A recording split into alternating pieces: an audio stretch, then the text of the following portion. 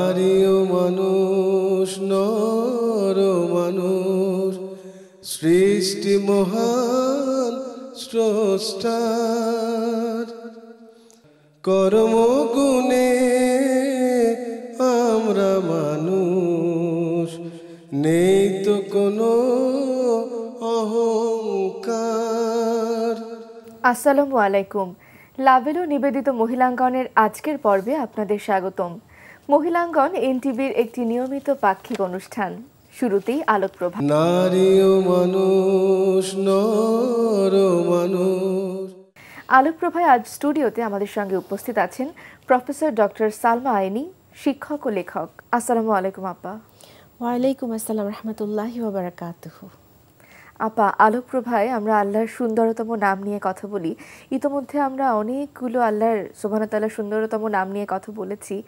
আজ আমরা কোন নামটি নিয়ে কথা বলবো? বিসমিল্লাহির রহমানির রহিম। আল্লাহ সুবহানাহু ওয়া তাআলা আমাদেরকে তৌফিক দিয়েছেন আজকে এখানে বসে তার সম্পর্কে কথা বলার। এর চাইতে ভালো আর কি হতে পারে, এর চাইতে আর রহমত বরকতের কি হতে পারে। তিনি আমাদের প্রচেষ্টা কবুল করুন। আসমাউল হুসনা বা সুন্দরতম নাম, আল্লাহ সুবহানাহু ওয়া তাআলার অ্যাট্রিবিউটস আমরা জানিয়ে আলোচনা করছি ইনশাআল্লাহ। তিনি তৌফিক দিয়েছেন বলেই করছি। আজকে যেই নামটি নিয়ে আমরা আলোচনা করব সেটি হচ্ছে তার একটি, আসলে প্রত্যেকটি অ্যাট্রিবিউটই ইউনিক। তো এই অ্যাট্রিবিউট হচ্ছে একদম সর্বোচ্চ একটি অবস্থান, তিনি যে সর্বোচ্চ অবস্থানের অধিকারী সেটিকে প্রকাশ করে। আল্লাহ সুবহানাহু ওয়া তাআলা নিজেকেই তিনি বলেছেন আমাদেরকে সুন্দরতম নামগুলো নিয়ে তাকে ডাকতে, তাকে মনে করতে, এগুলোর জিকির করা যায়। তো আজকে যেই নামটি নিয়ে আমরা আলোচনা করব ইনশাআল্লাহ তাআলা সেটি হচ্ছে আল আজিজ। আল্লাহ তাআলা তিনি নিজেকে আল আজিজ নামে প্রকাশিত করেন, যার অর্থ হচ্ছে the Almighty, the strong. The Almighty, the strong, এটি কুরআনুল কারীমে এসেছে 92 বার। আর এর অর্থটি হচ্ছে দ্য ওয়ান হু ওভারকামস এভরিথিং। মানুষ হিসেবে বা যে কোনো আমরা পৃথিবীতে যা প্রাণী বলি বা যা কিছু আমরা চিন্তা করি না কেন, ইভেন একজন সর্বোচ্চ খুবই শক্তিশালী একজন মানুষ যিনি নিজেকে মনে করছেন আমি মহাপরাক্রম নিয়ে সবকিছু সর্বে যা ইচ্ছা তাই করতে পারি, তিনিও কিন্তু আমরা একটু চিন্তা করে দেখব একটি জিনিস কোনোভাবেই ওভারকাম করতে পারেন না, সেটি হচ্ছে ডেথ। মৃত্যুকে কিন্তু কেউ ওভারকাম করতে পারেন না। তা আলটিমেটলি এক জায়গায় গিয়ে তার প্রতিপত্তি শেষ হয়ে যাচ্ছে। আল্লাহ সুবহানাহু ওয়া তাআলা আল আজিজ, যিনি কিনা এমনই পরাক্রমশালী যার কোনো অস্তিত্ব নিয়ে কেউ কথা বলতে পারবে না বা এতে কোনো রকমের কোনো হিন্ড্রেন্স, কোনো রকমের পেনেট্রেট করা, কোনো কিছু করা সম্ভবপর না। তিনি এমন এক সত্তা। তিনি হচ্ছেন incomparable source of all strength and might, এবং তার পাওয়ার এমন যেটা কিনা ওভারকাম করা যায় না, রেজিস্ট করা যায় না। তিনি যদি তার শক্তিমত্তাকে প্রয়োগ করেন, সেটিকে বাধা দেওয়ার মতো কোনো শক্তি কোথাও নেই। রেজিস্ট করা, যেমন আমরা যদি ছোট্ট একটি কথা চিন্তা করি যে একটি প্রাকৃতিক দুর্যোগ, এই দুর্যোগটি আল্লাহ সুবহানাহু ওয়া তাআলা পাঠান বিভিন্ন কারণে। তো যখন সেই প্রাকৃতিক দুর্যোগটি ঘটে যায় কোনো একটি এলাকায়, তখন সেটি যদি সর্বোচ্চ ধনী দেশও হয় এবং তাদের দুর্যোগ ব্যবস্থাপনা যদি সর্বোচ্চ সতর্কতার সাথেও প্রয়োগ করা হয়, তাহলেও দেখা যাবে যে ক্ষয়ক্ষতি হয়ে গেছে। তার মানে তিনি যখন পাওয়ার শো করছেন, সেটি তখন আর কারোর পক্ষে সম্ভব নয় থামানো। এবং তিনি অনার, ডিগনিটি এবং স্ট্রেংথ, এই তিনটি জিনিস, অনার, ডিগনিটি, স্ট্রেংথ, এটি যাকে ইচ্ছা, যখন ইচ্ছা, যেভাবে ইচ্ছা তিনি অফুরান দিতে পারেন। তিনি যেহেতু নিজে অলমাইটি, এই কারণে তিনি এটি দেওয়ার অধিকার বা ক্ষমতা রাখেন। তিনি হচ্ছেন the powerful, Nobel, invincible, incomparable, যে কথাগুলো একটু আগেই আমি বলেছি। এবং আজিজের রুট হচ্ছে, শব্দটির রুট হচ্ছে আইন জায় জায়।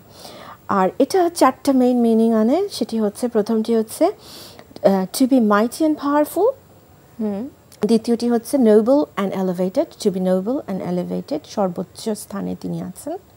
থার্ড মেইন মিনিংটি হচ্ছে টু বি ইনভিনসিবল, যাকে কোনো ধরাছোঁয়ার বাইরে, ইনভিনসিবল।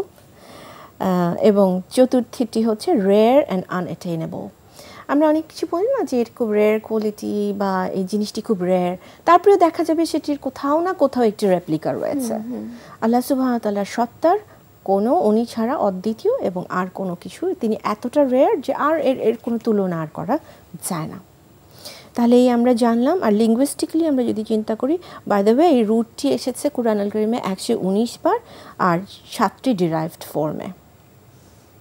লিঙ্গুইস্টিকলি আল ইজ অরিজিনালি বোঝা হচ্ছে স্ট্রেংথ, সিভিয়ারিটি এবং কনকোয়েস্ট।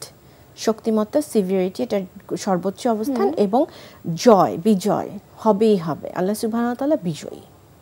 এই হচ্ছে লিঙ্গুইস্টিক্যালি আজিজকে যদি আমরা ব্যাখ্যা করি। এবং তিনি এতটা ইনভিনসিবল যে তাকে তিনি হি ক্যানট বি রিচড, মানে আমরা আমাদের আত্মা যখন তার সাথে সংযুক্তি ঘটে তখন আমরা আলহামদুলিল্লাহ রাব্বিল আলামিন সেই শিখরে যারা যেতে পারেন, আমাদের পরম প্রিয় নবী সাল্লাল্লাহু আলাইহি ওয়াসাল্লাম কি অভাবনীয় আধ্যাত্মিক শক্তির অধিকারী ছিলেন, সেটা তার আত্মার এবং আল্লাহ সুবহানাহু ওয়া তাআলার সাথে সেই সংযোগের ফলে সেটি ঘটেছে। সেটি আমরা সাধারণ মানুষ ওভাবে ভাবতে পারি না বা বুঝতে পারি না, কিন্তু এটি আর কেউ কখনোই ওভারকাম করতে পারবে না। আল্লাহ সুবহানাহু ওয়া তাআলা তিনি নিজেকেই বলেন, and know that Allah is almighty, all wise। এটি কুরআনুল কারীমের 2 নম্বর সূরা 260 নম্বর আয়াত। তিনি আরও বলেন, আল্লাহ is almighty, all able of retribution। এটি এসছে 3 নম্বর সূরা 4 নম্বর আয়াত। এবং finally, and verily your Lord, he is truly the almighty, the most merciful। কুরআনুল কারীমের 26 নম্বর সূরা এবং 68 নম্বর আয়াত। অহরহ আমরা বুঝতে পারছি তিনি কিভাবে অলমাইটি। প্রতি মুহূর্তে যদি আমরা চিন্তা করি, তিনি যদি চান তাহলে আসলে তিনি দিয়ে দেন, এটি আমরা বুঝতে পারি। এবং তিনি এতটা পাওয়ারফুল, এবং তার যে উইজডম, এই দুটোর কম্বিনেশন একটি ইউনিক কম্বিনেশন। সাধারণত দেখা যায় যিনি পাওয়ারফুল হন তিনি তার উইজডমটা নষ্ট হয়ে যায়। তিনি মনে করেন যে আমি যা ইচ্ছা তাই করতে পারি, আমি যেটা হুকুম দিব সেটা অন্যরা পালন করতে বাধ্য, ইত্যাদি। এবং সেখানে যখনই পাওয়ারের ব্যাপারটি চলে আসে তখন আমাদের পাওয়ার মঙ্গার বলি, বা আমরা বলি যে এটিকে কি বলবো, মিসইউজ করা শুরু হয়ে যায়। তো সেই ক্ষেত্রে উইজডম এমন একটি জিনিস যেটি ডেভেলপ করে এবং নষ্ট হয়ে যায় যদি আমরা পাওয়ারটাকে অন্যভাবে ইউজ করা শুরু করি। আল্লাহ সুবহানাহু ওয়া তাআলা এমন এক সত্তা, তিনি এত পরম করুণাময়, এত দয়ালু যে তিনি তার পাওয়ারটা দেখান এবং সেই সাথে তিনি দেখান যে আমি পাওয়ারটিকে কতটা কন্ট্রোলড ওয়েতে আমি ব্যবহার করতে পারি। তিনি ধ্বংস করে দেন না, চাইলেই করে দিতে পারেন, দেন না। এখন আমরা এই নামটি নিয়ে কী করতে পারি, সেটি হচ্ছে সিক ইউর স্ট্রেংথ ফ্রম আল্লাহ সুবহানাহু ওয়া তাআলা আল আজিজ। তার মানে আমি যখনই কোনো কষ্টে পড়ে যাব, কোনো বিপদে পড়ে যাব, কোনো সন্দেহ হবে, কোনো রকমের সমস্যায় পড়ে যাব, তখন তাকে মনে করে ইন্না লিল্লাহি ওয়া ইন্না ইলাইহি রাজিউন বলা। কারণ তার কাছ থেকে এসেছি, তার কাছে ফিরে যাব। যদি সাবমিট করে দেওয়া যায়, দেখা যায় তিনি সাথে সাথে সাহায্য পাঠিয়ে দেন। আমাদের মধ্যে অনেক সময় একজনকে ভুল বুঝে ফেলি, আমরা যদি তখন চিন্তা করি মনের উপর ছেড়ে দিচ্ছি, তখন ঘটনাটি হয়তো উনি আবার চোখের সামনে তুলে ধরেন। এটি আল আজিজের একটি গুণ এবং মানুষকে সেই গুণে গুণান্বিত হতে বলা হয়েছে। নো দ্যাট ইউর ইজ্জা ইজ ইন ইসলাম। আমার অনার, আমার ডিগনিটি, এটি আমার পাওয়ার বা আমার সৌন্দর্য, আমার টাকা পয়সা, লুকস, কোনো কিছুর উপরে নির্ভর করে না। আমাদের প্রত্যেকেরই, একজন ইমানদার ব্যক্তির ইমান হচ্ছে তার মূল শক্তি, তার মূল পাওয়ার, এবং এই ইমানটি আসলে আমার ইজ্জা। তার মানে আমি সম্পূর্ণভাবে ইসলামে যদি নিজেকে সাবমিট করে দিতে পারি, তাহলে আমি ইজ্জতের সাথে দুনিয়াতে থাকতে পারবো। আখিরাতে তখন আমাকে আল্লাহ তাআলা ইজ্জত দিয়ে রাখবেন, আশা করা যায় ইনশাআল্লাহ তাআলা। আমরা অনেকটাই শেষ পর্যায়ে চলে এসেছি আলোকপ্রভার। আমি শেষ করে দিচ্ছি, আমি আর একটুখানি বলি। there is no hiding from Al Aziz। তিনি সব কিছু দেখেন, তার উপরে নির্ভর করা দরকার, কোনো কিছু লুকোনো যায় না। পাওয়ার কখনোই অনার নয়, এই কথাগুলো নিজেকে সবসময় মনে রাখা উচিত। এবং যখন আমরা আল্লাহ সুবহানাহু ওয়া তাআলার উপরে সম্পূর্ণ নির্ভর করতে পারবো, তার পাওয়ারের উপর, তখন অবশ্যই মনে রাখা যাবে যে আমার ওয়েলথ এবং অনার আমার কাছে ফিরে আসবে। এইটুকু আমরা মনে রাখলে আল আজিজের গুণাবলী নিজের মধ্যে নিশ্চয়ই ইনশাআল্লাহ তাআলা নিয়ে আসতে পারবো। অনেক ধন্যবাদ আপা, চমৎকার আলোচনা শুনছিলাম আপনার কাছ থেকে। আগামী পর্বে আমরা নিশ্চয়ই আল্লাহ সুবহানাহু ওয়া তাআলার আরও অনেক নাম নিয়েই আমরা কথা বলবো। তবে আজ স্টুডিওতে এসে আমাদের সময় দেওয়ার জন্য অসংখ্য ধন্যবাদ। এটি আমার প্রতি আল্লাহ সুবহানাহু ওয়া তাআলার একটি দয়া। এবারে আলোচনা নারী ও মানুষ, নর ও মানুষ। আলোচনায় আজ স্টুডিওতে আমাদের সঙ্গে উপস্থিত আছেন শিক্ষাবিদ ডক্টর নাসিমা হাসান। আসসালামু আলাইকুম আপা। ওয়ালাইকুম আসসালাম। কেমন আছেন? আলহামদুলিল্লাহ। আপা, আজ আমরা কথা বলবো বিষণ্ণতা নিয়ে, যেটি আমরা দেখতে পাচ্ছি যে এই সময়টাতে তরুণ সমাজ, যুব সমাজ, এমনকি একটা শিশু মাত্র কৈশোরে পা দেওয়ার পরে, এমনকি মিডল এজড পার্সন আমরা যাদেরকে বলি, কিংবা বৃদ্ধ, সবাই এই বিষণ্ণতার শিকার এই সময়টাতে খুব বেশি। তাই আজ আমরা বিষণ্ণতা নিয়ে কথা বলবো, এবং এটা আসলে ইসলামে এটার সলিউশন কিভাবে বলা আছে, কিংবা আসলে এটা নিয়ে কথা বলাটাও কতটা দরকার, ওইটা নিয়ে যদি আপা শুরুতেই কিছু বলতেন। প্রথমে আসলে আমরা যদি পুরো বিশ্বের দিকে তাকাই, তাহলে দেখবে মানুষ যেই বর্ণেরই হোক, যে গোত্রের হোক, যে জাতীয়তা বা যেই দেশ বা তার আর্থিক সামর্থ্যের যে স্ট্যাটাসটা, অথবা তার এডুকেশনাল বা শিক্ষাগত যোগ্যতা যেটাই হোক না কেন, সবাই কিন্তু শান্তির খুঁজে সে খুঁজে খুঁজে মরছে। এবং আমি বলবো এই খোঁজাটা সব সময়ই ছিল। হ্যাঁ, তবু মানুষ আসলে শান্তিটা কিভাবে পাবে, অনেকেই আমরা সব সময় বিভ্রান্ত হয়েছি। এবং এই শান্তি খোঁজার সাথে সাথে হচ্ছে কি, যখন আমি আমার মতো করে পাচ্ছি না, তখনই হতাশায় নিমজ্জিত হচ্ছি। এই হতাশায় নিমজ্জিত হওয়ার কারণেও কিন্তু এই বিষণ্ণতা অবস্থাটা হতে পারে। আর দীর্ঘমেয়াদী হতাশাটাই তো আসলে বিষণ্ণতা। এবং এই বিষণ্ণতার পিছনে আসলে অনেক কারণ রয়েছে, এবং এটা শুধু দৈহিক বা ব্রেইনের কোনো সমস্যা সাথে যুক্ত হয়, আসলে পারিপার্শ্বিক আরও কি হচ্ছে, বেকারত্ব বা কারো অনেক আশাহত হওয়া, অনেক কিছু এসে যুক্ত হয়, এবং যার ফলে এটা একটা, এর পিছনে কিন্তু জটিল জটিল সব কারণ রয়েছে। কাজেই এই যে বিষণ্ণতা হওয়ার সম্ভাবনা কিন্তু আসলে হতেই পারে মানুষের, এবং এতে লজ্জা পাওয়ারও কিছু নেই। মানুষের শরীরে যেমন অসুস্থতা হতে পারে, মানসিকভাবেও মানুষ অসুস্থ হয়ে যেতে পারে। এবং এটাকে অনেকেই আগে মনে করতো যে এদের জন্য যে আমরা সাপোর্টটা চাইবো যাদের কাছে, যারা এক্সপার্ট সাইকোলজিস্ট বা সাইকিয়াট্রিস্ট, এদের কাছে শুধু বুঝি পাগলরাই যায়, এটাও কিন্তু সম্পূর্ণ ভুল। কাজে আমাদের এই ভুল থেকে বের হয়ে আসতে হবে, এটার জন্য আমাদের চিন্তা করতে হবে। এবং আরেকটি জিনিস হলো যে আমাদের বাস্তব জীবনে, হ্যাঁ, আমরা যে এই যে সব কিছুতে প্রতিযোগিতায় চলে যাচ্ছি, আমার সন্তানের রেজাল্ট, আবার আমার সন্তান তার নিজেকে তুলনা করছে তার বন্ধু বান্ধবের সাথে, কার আইফোন আছে কার আইফোন নেই, এবং এতেই দেখা যাচ্ছে একটি কিশোর হতাশ হয়ে যাচ্ছে, একটি কিশোরী হতাশ হয়ে যাচ্ছে, সারাদিন হয়তো খেলোই না, ঘুম থেকেই উঠলো না। তারপরে দেখা যাচ্ছে সম্পদের প্রতিযোগিতা, তারপরে দেখা যাচ্ছে মেধার একটা কম্প্যারিজনে আমরা যাচ্ছি, তারপরে ক্ষমতা অর্জন, এটা সেটা সব কিছু নিয়ে আমরা প্রতিযোগিতায় যে হতাশ হচ্ছি, কারণ এগুলো আসলে সত্যিকার প্রতিযোগিতার ক্ষেত্রই নয়। এবং ফলশ্রুতিতে কি হচ্ছে, অনেকেই ড্রাগ, মাদক, পর্ণ ইত্যাদিতে যে সুখ খুঁজছে, এই হতাশা থেকে বের হতে চাচ্ছে, যেটা আরও বিভ্রান্তিকর এবং ভয়ঙ্কর। হ্যাঁ, তাহলে আমি কি বলবো, এখানে সূরা বাকারার একটি আয়াত আমরা এখানে বলতে পারি যে এই যে জীবনে আমরা আছি, এই দুনিয়াবী জীবনটা, এই জীবনে আল্লাহ তাআলা কি করবেন, আল্লাহ বলছেন যে নিশ্চয়ই আমি পরীক্ষা করব ভয়, ক্ষুধা, সম্পদের ক্ষতি, জান মাল ফসলের ক্ষতি দ্বারা ধৈর্যশীলদের সুসংবাদ দাও, ওয়াবাশশিরিস সাবিরিন। এখানে কিন্তু একটি কথা আল্লাহ বলেই দিয়েছেন না, সুসংবাদ দাও কাদের? সাবিরিন, যাদের সবরকারী, ধৈর্যশীল। অর্থাৎ হতাশা কিন্তু আসবেই, কারণ আল্লাহ তো পরীক্ষা করবেন। সো এখানে দুটো জিনিস খুব পরিষ্কার, একটি হলো আমার এই দুনিয়াবী জীবন হলো একটি পরীক্ষার হল বা পরীক্ষার ক্ষেত্র, আমি ঢুকে বসে আছি, এখানে কিন্তু অহরহ আমি পরীক্ষা দিচ্ছি। দ্বিতীয়ত হলো এখানে আমাকে ধৈর্য ধরতে হবে, হতাশ হলে চলবে না, হতাশ হলে তো আমি বসে পড়ব, এবং আমাকে অতঃপর নানানভাবে অনেক কিছু আসলে এই চিন্তাই করতে থাকবো, আমি অলস হয়ে যাব। এবং এখানেই কিন্তু তাহলে আমার শিক্ষাটা, যদি আমি পরীক্ষার হলে থাকি, আমরা যে এসএসসি, এইচএসসি, অনার্স বা এমএসসি যে পরীক্ষাগুলো মানুষ আমরা দিয়ে এসেছি, পরীক্ষার হলে যে কেউ কিন্তু আমরা বসে থাকিনি, সিলেবাস অনুযায়ী পড়ে গেছি, সেভাবে পরীক্ষা দিতে চেষ্টা করেছি, তারপরে আল্লাহ আল্লাহ করেছি যাতে আমাদের ফলাফল ভালো হয়। মুমিনের জীবনও তাই।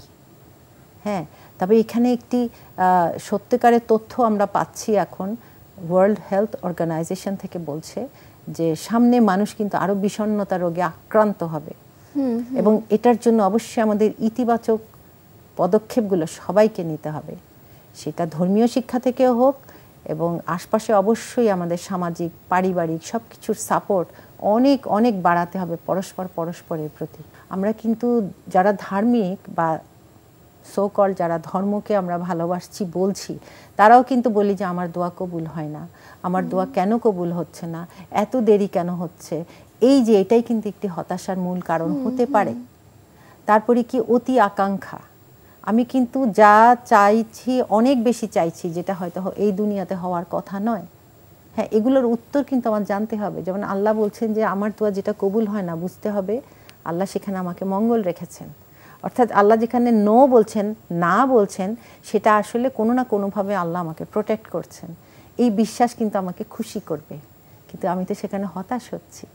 তারপরে আরও কি, যে অতি অতি সম্পদ পাওয়ার আকাঙ্ক্ষা, এটা কিন্তু এন্ডলেস, এখানে আমি লাগাম পড়াতে পারছি না, এটাও আমাকে আশাহত করবে, বিষণ্ণ করবে, হতাশ করে দিবে স্পেশালি।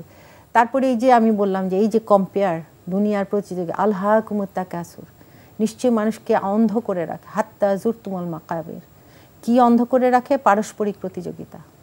এই দুনিয়ায় কে কার চেয়ে এগিয়ে যাব, যতক্ষণ না আমি মারা যাই, মানে কবরে যে পৌঁছাই। যেমন সূরা হুমাজাতেও আছে যে সে মাল জমা করে রাখে আর গুনে গুনে দেখে এবং মনে করে এটা তাকে চিরস্থায়ী করবে। এই যে মালের প্রতি লোভ, এটাই কিন্তু মানুষের হতাশায় নিমজ্জিত করতে পারে। কাজে আমাদের কিন্তু সব কিছু থেকে নির্মোহ হতে হবে এবং সাদাসিধে জীবনযাপনই কিন্তু আমাদের আসলে এখান থেকে বাঁচাতে পারে। আরেকটু হলো প্রকৃতি এবং আল্লাহ তার রাসূলকে ভালোবাসা।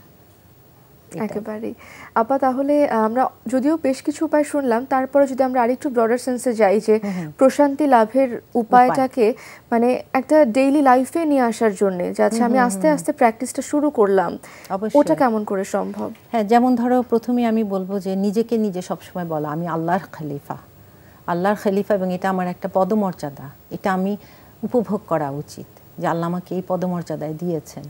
দ্বিতীয়ত আমার নামাজটি যেন ওই রকম হয় যে আমার আল্লাহর সাথে সম্পর্ক হচ্ছে। বিশেষ করে ইসলামী স্কলাররাও বলেছেন, এবং এটা আমি আবার মিলিয়ে দেখেছি, মেডিকেলে আবার যেসব ডাক্তাররা ইসলামী চিন্তা করেছেন তারা বলেছেন এই যে নামাজে আমরা সিজদা দেই, এটা ব্রেইনের জন্য খুবই ভালো, কেননা ব্রেইনে ব্লাডের ফ্লো বেড়ে যায় এবং আমার এই যে ফ্রন্টাল লোব, এটার জন্য অনেক এটা সচেতন হয়, কারণ মানুষের বিবেকের সচেতনতা এতে বাড়ে এবং সে অনেক তখন বেটার ফিল করার কথা।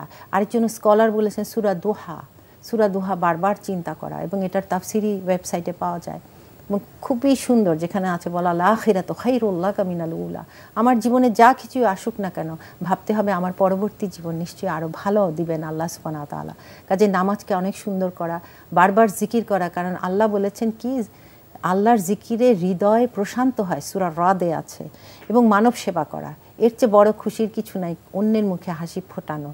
তারপর তো আছে নিজের প্রতি কিন্তু খেয়াল রাখা যে আমার নিদ্রা ঠিকভাবে হচ্ছে কিনা, এটা সূরা নাবাতেও আছে, অন্যান্য সূরাতেও আছে যে নিদ্রার এত উপকারিতা, এবং এই হতাশা থেকে কিন্তু একটি বের হওয়ার উপায়ও কিন্তু যে ভালো নিদ্রা হওয়া এবং ফজরের নামাজটা সুন্দর করে পড়া, কোরআন তেলাওয়াত করা, এগুলো। তারপর হলো যে সালামের যে অর্থটা, এটা চিন্তা করা, এটা কিন্তু একটা দোয়া, অন্যকে বলছি, আর ইয়া সালামু, যিনি শান্তির উৎস, তাকে অনেক অনেক ডাকা। আরেকটি হলো অবশ্যই আমাদের খেয়াল রাখতে হবে ব্যায়াম এবং সুষম খাদ্য, এটা কিন্তু আমাদেরকে প্রফুল্ল ইনশাল্লাহ রাখবে, কারণ আমাদের ব্রেইনে যে নেতিবাচক জিনিসগুলো আসে যখন আমরা হতাশায় নিমজ্জিত হই, সেই নেতিবাচক জিনিসগুলোকে ফাইট ব্যাক করে ব্যায়ামটা, হাঁটাহাঁটি, প্রকৃতির ভিতর যে হাঁটাহাঁটি, এগুলো মানে মুভমেন্ট। হ্যাঁ অবশ্যই, এবং হাঁটা বা ব্যায়ামটাই কিন্তু অনেক বেশি করে, তখন ওই হ্যাপি হরমোনগুলা বের হয়ে আসবে। তো ইনশাল্লাহ আল্লাহ কিন্তু এইগুলো রেখেছেন বডিতে, তাই না? ইনশাআল্লাহ তা আমরা যদি ইসলামের এইগুলো করতে পারি তো অবশ্যই পারবো। নিশ্চয়ই ইনশাআল্লাহ আপা। আর আপনি খুব সুন্দর করে বললেন, নিশ্চয়ই আমাদেরও সেই প্রত্যাশাই থাকবে যে যেন আমরা নিজেদেরকে বিষণ্ণতা থেকে দূরে রাখতে পারি, এবং আশপাশেও যখন কোনো বিষণ্ণ মানুষ আমরা দেখব কেমন করে তাদেরকে আসলে একটু টেক কেয়ার করা যায়, কারণ বিষণ্ণ তাই ভোগা মানুষদের কিন্তু খুব বেশি টেক কেয়ারটাও খুব প্রয়োজন।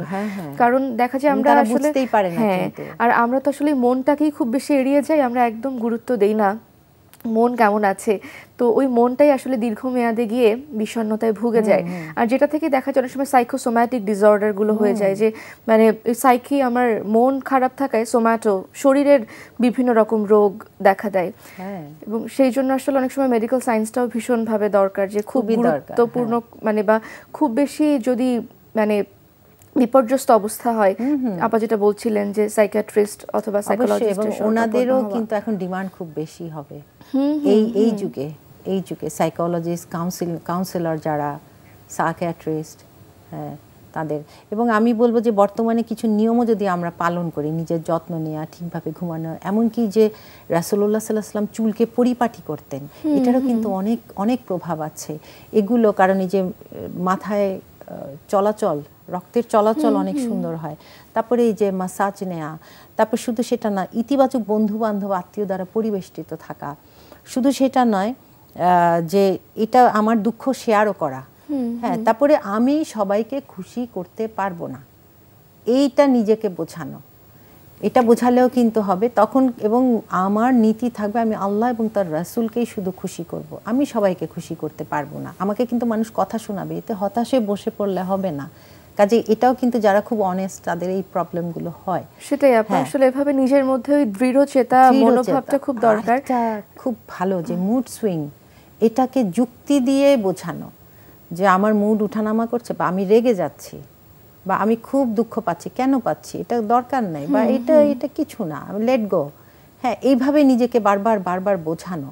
হ্যাঁ, এবং এটা কিন্তু আল্লাহ সুবহানাহু ওয়া তাআলাকে আবার দোয়াও করা যে আল্লাহ আমাকে তুমি সেই শক্তিটা দাও যে মানুষ দ্বারা আমি যে, কিংবা আমি ভাগ্যহত, আমার তো কিছু হলো না, এই কথা যেন তার মনে না আসে। নিজেকে বলা যে না, ইনশাল্লাহ আমি পারবো, অন্যের কি আছে এটা দরকার নেই, কিন্তু আমার চেয়ে অনেক কষ্টে মানুষ আছে। সেটাই আপা, খুব চমৎকার কথা শুনলাম আজকে আপনার কাছ থেকে। একেবারেই শেষ পর্যায়ে চলে এসেছি আলোচনার। স্টুডিওতে এসে আমাদেরকে সময় দেওয়ার জন্য এবং এত সুন্দর করে এই বিষণ্ণতা নিয়ে সুন্দর আলোচনার জন্য অনেক অনেক ধন্যবাদ আপা। সবাইকে ধন্যবাদ। সুপ্রিয় দর্শক, আপনাদের যে কোনো পরামর্শ, মতামত কিংবা অভিমত লিখে পাঠাতে পারেন আমাদের ঠিকানায়। পরিচালক মহিলাঙ্গন, এনটিভি, বিএসইসি ভবন, 7ম তলা, 102 কাজী নজরুল ইসলাম এভিনিউ, কারওয়ান বাজার, ঢাকা 1215। এছাড়াও পৃথিবীর যে কোনো প্রান্ত থেকে মহিলাঙ্গন দেখতে চাইলে ভিজিট করতে হবে আমাদের ওয়েবসাইট www.ntvbd.com। এছাড়াও চোখ রাখতে পারেন আমাদের ইউটিউব চ্যানেল এবং ভেরিফাইড ফেসবুক পেজে। আমরা চমৎকার আলোচনা শুনছিলাম বিষণ্ণতা এই মানসিক সমস্যাটির ওপর। খুব চমৎকার আলোচনা আমরা শুনলাম আমাদের আজকের অতিথির কাছ থেকে। আমরা চেষ্টা করব এগুলোকে আমাদের ব্যক্তি জীবনে প্রাত্যহিকভাবে প্রতিদিন অল্প অল্প করে চর্চা করবার। আমাদের আজকের মহিলাঙ্গন এ পর্যন্তই। সবাই ভালো থাকবেন, সুস্থ থাকবেন, নিরাপদে থাকবেন। আসসালামু আলাইকুম। মাটির পৃথিবীতে আমাদের সংসার।